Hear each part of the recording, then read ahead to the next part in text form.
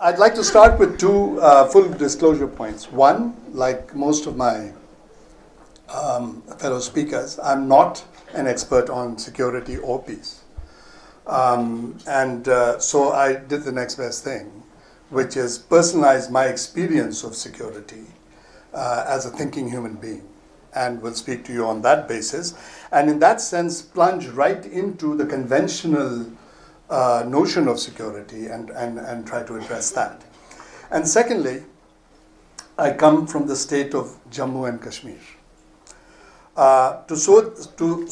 And here I'd like to also disclose that the idea of India has always attracted me.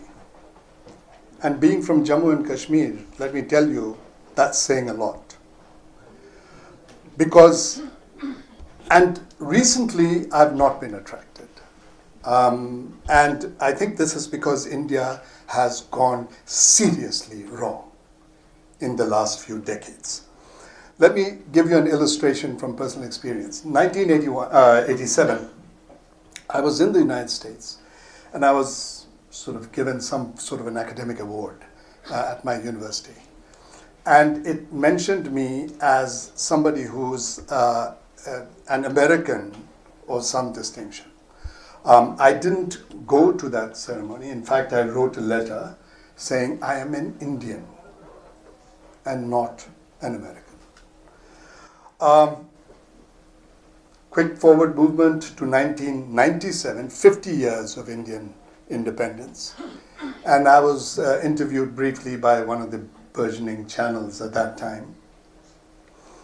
And I was made to comment on India's independence after 50 years.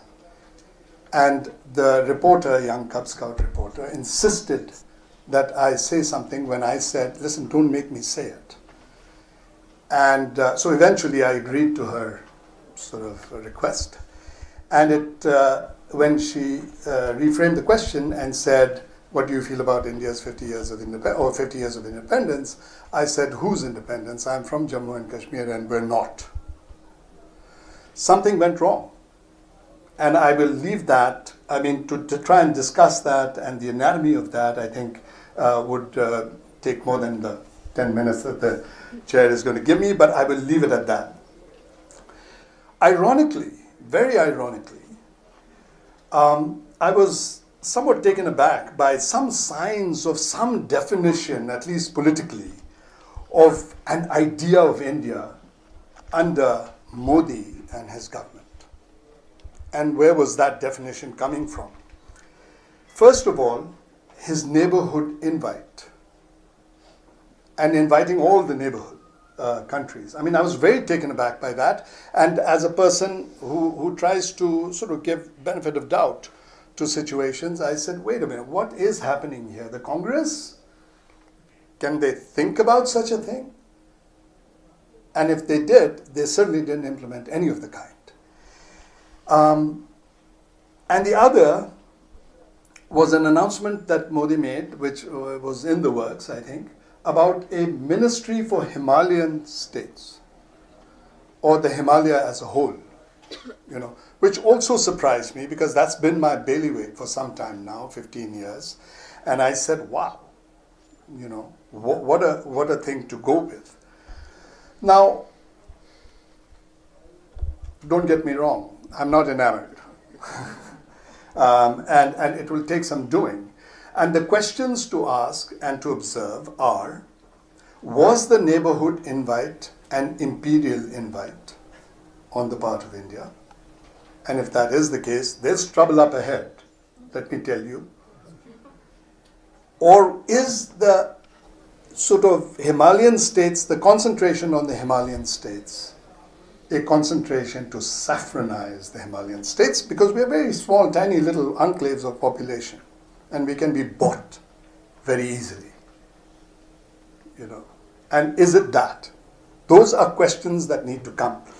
Coming back to the idea of India, what was it that the idea of India attracted me? It is because it is such a cornucopia of cultures, civilizations, languages, etc. And I thought, okay, as a person from Ladakh, maybe I will find my little corner there somewhere.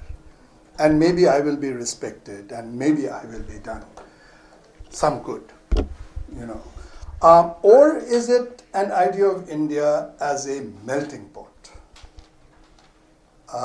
And if that is the case, there's trouble ahead, because the entire population of Ladakh, both Kargil and Leh together, is 250,000 souls with great difficulty. And trust me, if they try to melt us, we will die to the last person before we get melted. So I think these are questions that come up as we go along.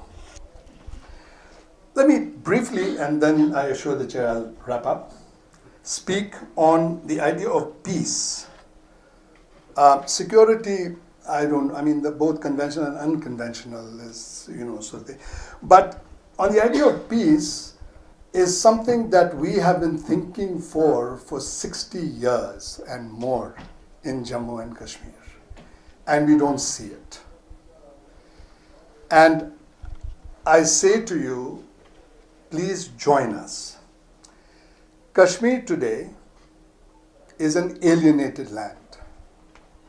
And it's been alienated not by the Kashmiri or not by the citizen of the state of Jammu and Kashmir, because Ladakh also is alienated, and I can give you an illustration of that, but rather by India. Let me give you one example of it, all right? Kashmir had arguably the most radical land reforms that has happened anywhere in Asia. Has there been one PhD dissertation on that topic in all of India? Find out and let me know. Somehow it's been separated for whatever reason. I don't want to go into the whole thing of it. Ladakh is a true borderland. I say J&K is not really a borderland. I mean, if you look at Kashmir, it's way inside. And Kashmir, I know, likes to talk about the Central Asian connection. But obviously, they never looked at a map. Because how do you get to Central Asia without Gilgit, Baltistan, Ladakh? And maybe even Tibet. So therefore, I talk about Ladakh as a borderland. And I say that from Ladakh, I am not looking so much for inclusion, because I know I'm a periphery with a population. I am looking for understanding. And then inclusion comes by itself. So I think that we need to understand our borderlands. We need to understand our marginals in society, or those who have been marginalized. And I think that is what we need to concentrate on. To conclude, ever since the election of the present government, I've been sort of, torn between being a social scientist and saying, wait for the events, and then sort of, having my not preconceived, but notions conceived prior to the election as such, and the ingress of the BJP. And I see that what has happened is that the talk of Hindutva, other than lumpen elements, has subsided. And there's another talk that is gaining momentum, and that is talk of uniformity, melting pot.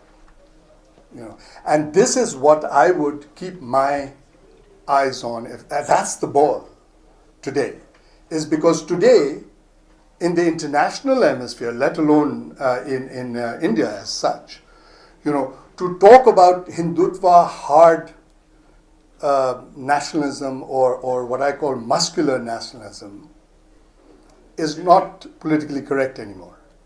And so it's going to change its language. And I think that this is what we need to watch, the change in the language, and speak out whenever we can about it. Thank you.